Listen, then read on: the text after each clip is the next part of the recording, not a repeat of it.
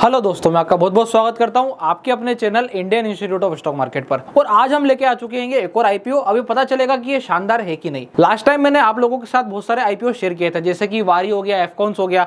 वारी ने तो गजब के लिस्टिंग गेन्स प्रोवाइड किए ही है, जो हमारा अंदाजा था कि 80% के आसपास की लिस्टिंग गेन आना चाहिए।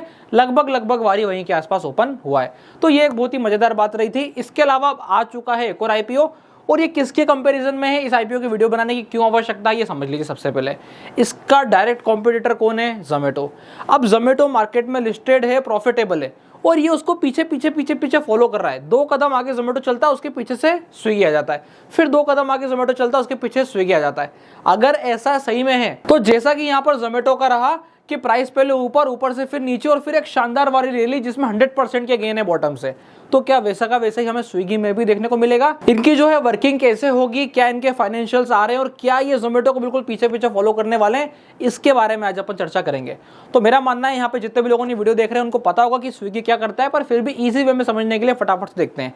खाने पीने का सामान ऑर्डर करना हो, डाइन आउट्स बुक करने हो, इसके अलावा अगर हमें इंस्टामार्ट का इस्तेमाल करना हो, जो कि स्विगी का एक इनबिल्ट फीचर है, जहां पर अगर आप स्विगी का ऐप ओपन करके देखेंगे तो आपको ऑटोमेटिकली लिस्ट मिल जाएंगे। अगर आपको ग्रोसरी से रिलेटेड कुछ भी सामान मंगाना है तो वहां पे इंस्टामार्ट ऑलरेडी रहता है, जबकि जोमेटो के लिए आपको क्या करना पड़ता है, ब्लिंकिट के थ्रू जाना पड़ता है। नॉर्मल सी चीजें हैं।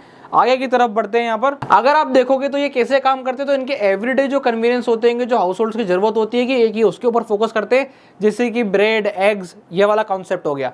दूसरा आ जाता है कि जो वीकली रिक्वायरमेंट्स होती है, जो मंथली रिक्वायरमेंट्स होती है, कि एक समय के बाद जाके खत्म होंगे, शैम्पू, इस हिसाब की चीजों पे ये काम करते हैं। और क्योंकि इन्होंने लोगों को बहुत अच्छे से आदत लगा रखी है, इसलिए यहाँ पर क्विक मिल्स और स्नैक्स का भी कॉन्सेप्ट ये रखते हैं।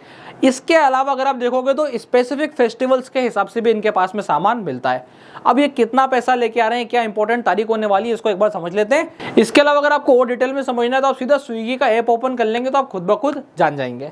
नीचे आ जाते हैं। हमारा मोटिव ये है कंपनी क्या करती है, नहीं कंपनी आगे क्या कर सकती है वो समझना है। हम जिस कॉन्सेप्ट पे काम करते हैं, हमारा मोटिव होता है कि क्या कंपनी प्रॉफिटेबल होगी, क्या हमें आईपीओ में कैसे एनालिसिस करके कैसे डिसाइड करना है कि वी शुड अप्लाई और नॉट, इसके बारे में हम चर्चा करने वाले हैं। तो आप सीधे से फटाफट से यहाँ पे आ जाते हैं कुछ इंपॉर्टेंट डेट्स पे। सबसे पहले आपको समझना है आईपीओ 6 तारीख को ओपन हो जाएगा, 8 तारीख को जो है ये क्लोज हो जाएगा।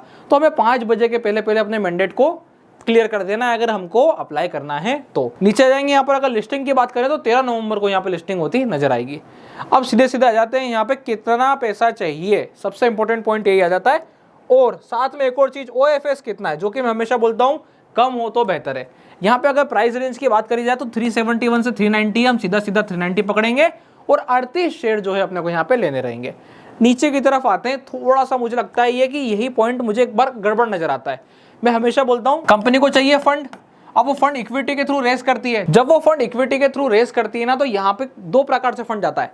एक अर्ली इन्वेस्टर जो होते हैं वो अपने माल को बेचने को आते हैं, और यहाँ अगर आप देखोगे तो अर्ली इन्वेस्टर अपना अच्छा खासा माल बेचने को आ रहे हैं। 4000 करोड़ रुपए के आसपास कंपनी के पास जा रहा है, जो कि वो कहाँ इस्तेमाल करने अभी हमें थोड़ी देर में पता चलेगा। मैं आपको बताऊंगा कि वो फंड को कहाँ इस्तेमाल करने वाले हैं, पर बाकी का सारा फंड कहाँ जाने वाला है, ये सारा फंड निकल चले जाने वाला है। ये जो है सारा फंड निकल जाने वाला है कहाँ पर, अर्ली इन्वेस्टर्स के पास में। तो ओवरऑल जो है साइज कितने का, 11,300 करोड़ रुपए का, जिसमें से 6,800 करोड़ रुपए यानी कि मोटा 50% से ज्यादा तो ओएफएस में चला जा रहेगा। क्लियर। आगे की तरफ बढ़ जाते हैं यहाँ पे कि इनके ऑब्जेक्टिव क्या है इशू करने के, तो वो आप देखोगे यहाँ पे इन्होंने अच्छी खासी लंबी चौड़ी लिस्ट दी है, जो कि मैं एक पॉजिटिव पॉइंट मानता हूँ। अधिकतर कंपनी क्या करती है, चीजें छुपाती है। उनको बताना होता है सिर्फ कि हमारा ऑब्जेक्टिव ऐसा है, जनरल कॉर्पोरेट पर्पस है, नहीं। इन्होंने प्रॉपर चीजों को बाइफरकेट किया है। क्या क्या बोलाएगा अब जो है इनके ऑब्जेक्टिव क्या क्या है ये देखिएगा। इन्वेस्टमेंट इन मटेरियल सब्सिडरी, अगर इसके बाद आप देखोगे तो investment in technology and cloud infrastructure है, ब्रांड मार्केटिंग है, बिजनेस प्रमोशन है। तो वही अपने ऐप को और मजबूत करना, अपने ब्रांड का प्रमोशन करना, इस सब के लिए मैक्सिमम पैसा ये कंपनी मांग रही है। और कुछ तो इनको जो काम चलाने के लिए जो रीपेमेंट प्रीपेमेंट इनको करना है, बोरिंग्स को थोड़ा सा लौटाना है, उसके ऊपर इन्होंने काम करा है। और जो इनको रिस्पेक्टिवली बोरिंग्स लौटानी है, कि वो बोरिंग्स लौटाने के लिए भी है, जो थोड़ा बहुत प्रीपेमेंट करना है उसके लिए भी फंड उठा रहे हैं। अब आ जाते हैं कि फंड अगर उठा रहे हो तो आपके ऊपर डेट कितना है, एक बार हमें ये भी जानना है। तो सारे सिनेरियो में क्या पता चलेंगे, फाइनेंशियल्स में पता चलेंगे। तो सीधे चलते हैं फाइनेंशियल्स की ओर। तो अब जो है अपन कंपनी के फाइनेंशियल्स की ओर आ गए हैं। वीडियो बनाने का कारण क्या है, मैं हमेशा लॉस मेकिंग आईपीओ जरूर आप लोगों के साथ शेयर करता हूँ कि आप लोग यहाँ पर सोच समझ के पैसे लगाएं। देखिए, जहाँ हमें क्लियर कट दिखता है पैसे लगाने ही चाहिए, वहाँ के लिए हम स्वयं डिसीजन ले सकते हैं, पर कहाँ पे हमें थोड़ा सा सावधान रहने की जरूरत है ऐसे आईपीओ में। खासकर क्यों, क्योंकि अगर गिरता मार्केट है तो ये आईपीओ पे ज्यादा प्रभाव पड़ेगा, लिस्टिंग गेन की संभावना बनेगी। कैसे बनेगी वो मैं आपको थोड़ी देर में बताऊंगा कि नेगेटिव होने के बाद भी लिस्टिंग गेन की संभावना क्यों बनेगी।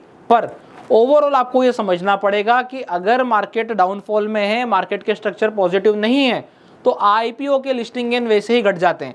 वो खुलने के बाद वापस से चल के रिटर्न दे सकता है, पर जो लिस्टिंग गेन होगा वो 5% 10% इस रेंज में जाके कैप होगा। अब यहाँ पे ध्यान से देखिएगा क्या कंडीशन बन रही है। सबसे पहले हम कुछ डिटेल स्टडी करते हैं। क्या बोले, इजी वे में समझ जाओ। बोले माइनस है, माइनस है मतलब कंपनी प्रॉफिटेबल अभी हाल नहीं बन पाई है। आगे बढ़ते हैं। 2022, 23, 24 और 24 में ही हमको जो है एक क्वार्टर अभी हाल मिला है, तो 25 फाइनेंशियल ईयर का सिर्फ एक क्वार्टर का रिजल्ट अपने पास अवेलेबल है। तो क्या करेंगे, इसको मल्टीप्लाई बाय 4 कर देंगे इन दोनों के केस में। अभी समझेंगे कि क्या नंबर्स निकल करके आते हैं। यहाँ पे हम देखेंगे 6000 करोड़ के आसपास का रेवेन्यू था, जो कि बढ़ के 8000 करोड़ के आसपास का हुआ, फिर बढ़ के 11000 करोड़ का हुआ। तो उस हिसाब से यहाँ पे ग्रोथ दिखाई देती है। हर बार 2-2.5 करोड़ की ग्रोथ बढ़ रही है, तो यहाँ पर भी हमें वो होती दिखाई देगी। अगर हम मल्टीप्लाई बाय 4 करते हैं तो अल्टीमेटली हाँ वो हमें होती नजर आती है कि 3000 करोड़ के हिसाब से 12000 करोड़ तो वो हो गए और 900 करोड़ रुपए और बढ़ के आएंगे। और कुछ ना कुछ कंपनी ने अच्छा सोचा होगा, अच्छा बिजनेस किया होगा, इसलिए ही उन्होंने आईपीओ प्लान किया है। तो ये चीज का उनके ऑलरेडी क्लियर था। अगेन तो ये चीज के बारे में उनको ऑलरेडी बहुत कुछ क्लियर था। अभी बात कर लेते हैं नीचे के नंबर्स पे, यानी कि प्रॉफिट आफ्टर टैक्स, जो कि बॉटम लाइन सबसे ज्यादा इंपॉर्टेंट होती है, जिसपे सबकी नजर होती है। तो यहाँ पे क्या निकल करके आता है, अगर हम इस पे नजर मारते हैं तो सीधा सीधा ड्रॉप आता है 50% का। मतलब आप क्या करते हो, जितना रेवेन्यू लेके आते हो उसमें से 50% से ज्यादा उड़ जाता है। यहाँ पे भी वही सिनेरियो आता है, यहाँ पे भी 50% के आसपास उड़ जाता है। ये 50% से भी ज्यादा, आप इसको 60% भी कंसिडर करके चल सकते हो। सिंपल कैलकुलेशन है, यू कैन आइडेंटिफाई। उसके बाद देखिए यहाँ पर लगभग 20% के आसपास की पिटाई होती है। तो कंटिन्यूअसली यहाँ पर परसेंटेज वाइज रेवेन्यू का बहुत ज्यादा हिट होता है, अच्छा खासा नुकसान यहाँ पर हो रहा है। मतलब कंपनी अपने नाम को प्रमोट करने के लिए मनी बर्न कर रही है, जो कि हमको दिखाई भी पड़ता है। थोड़ा सा और आगे की तरफ आएंगे, यहाँ पर क्या सिनेरियो बनता नजर आता है कि 600 करोड़ रुपए का हाल फिलहाल में भी हाल से पहले क्वार्टर का माइनस है। अगर 4 टाइम कर देंगे तो भी -2400 के आसपास हम पहुंचते हैं। तो ये चीज का हमें थोड़ा सा ध्यान रखना है कि यहाँ पर ईयर एंड में जाते जाते ये कंपनी कब भी पॉजिटिव रिटर्न दे देगी। अगर ईयर एंड में जाते जाते इन्होंने ये सिर्फ और सिर्फ ये जो सिनेरियो है इसको अगर 1500 CR के अंदर भी रोक दिया तो ये कंपनी आपको तेजी करती दिख जाएगी। इसलिए मार्केट में क्या होता है, लॉस मेकिंग कंपनी भी तेजी कर लेती है। क्यों? क्योंकि वो अब प्रॉफिटेबिलिटी की ओर बढ़ रही है। जैसे जोमेटो प्रॉफिटेबल नहीं हुआ था, पर प्रॉफिटेबिलिटी की ओर पहला कदम बढ़ाया था, अच्छे रिजल्ट्स शो किए थे, मार्केट बॉटम आउट करके चलना शुरू हो गई और फिर क्वार्टर ऑन क्वार्टर अच्छे रिजल्ट्स आते चले गए और मार्केट ऊपर भागती चली गई।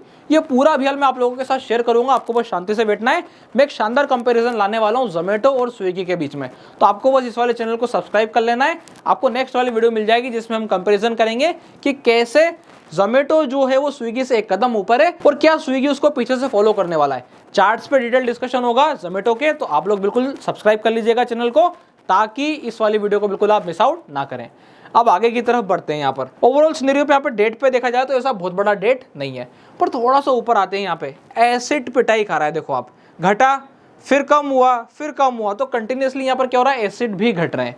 तो थोड़े से यहाँ पे कंपनी में क्या है, अगर आप बोलोगे कि 100 में से कंपनी को नंबर देना है तो यहाँ पे 60 के आसपास नंबर की मार्किंग आती है कि अप्लाई करना चाहिए नहीं करना चाहिए। में 60 के आसपास का रेशो बैठता है कि 60% मन बोलता है कि हाँ कर लेना चाहिए, पर छोटे मोटे लिस्टिंग गेन मिलेंगे, बस उसके लिए कोशिश करेंगे हम कि आईपीओ लिस्ट हो जाए। उसके बाद हो सकता है हमें दोबारा से अपॉर्चुनिटी मिले तो हम उस अपॉर्चुनिटी के लिए जाएंगे। अभी आप नेक्स्ट वाली वीडियो जरूर देखिएगा, जिसको बिल्कुल भी मिस आउट मत कीजिएगा, कि वहां पे हम स्विगी को देखेंगे कि क्या वो जोमेटो की तरह परफॉर्म करेगा। जब जोमेटो का आईपीओ आया था तो वो 70 रुपए के आसपास ओपन होने का था और खुला था वो अच्छे खासे प्रीमियम पे। तो क्या वही स्थिति यहाँ पर स्विगी की होने वाली है? तो वो अपने को आइडेंटिफाई करना है, तो वहां पे हमको कंपैरिजन में जाना पड़ेगा दोनों के आपस के नंबर में, कि कौन सा कैसी वैल्यूएशन पे आ रहा है, अभी जोमेटो के प्रेजेंट रिजल्ट्स कैसे चल रहे हैं और स्विगी के क्या वैसे रिजल्ट्स आएंगे।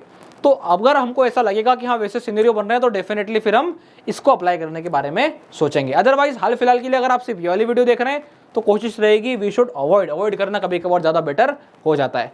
आई होप आप लोगों को वीडियो अच्छी लगी होगी। अगर वीडियो अच्छी लगी हो तो वीडियो को लाइक कीजिएगा, चैनल को सब्सक्राइब कीजिएगा। और अगर इसके अलावा आप लोगों ने अभी तक अपना डीमैट अकाउंट नहीं खुलवाया है तो डिस्क्रिप्शन के नीचे लिंक मिल जाएगा, आप जाकर अपना डीमैट अकाउंट ओपन करा सकते हैं। तब तक के लिए बहुत बहुत धन्यवाद।